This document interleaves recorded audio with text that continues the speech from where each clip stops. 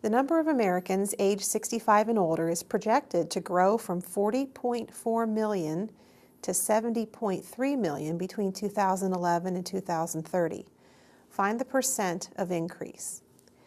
To find the percent of increase, we start by finding the amount of increase. So we subtract 70.3 minus 40.4, and we get 29.9. So the number is expected to grow by 29.9 million. Now we find the percent of increase.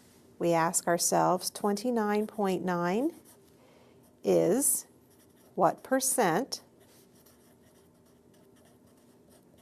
of 40.4? Translated, that is 29.9 is what percent we'll call P of is times and 40.4. And we have an equation.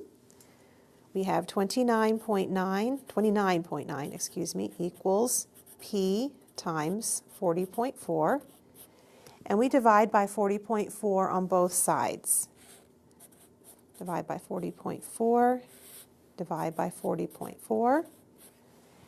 Doing this division, we get approximately 0.74. So that is approximately equal to P.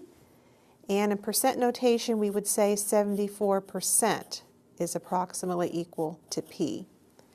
Now looking back at our choices, we see that choice D is 74%, so our answer is D.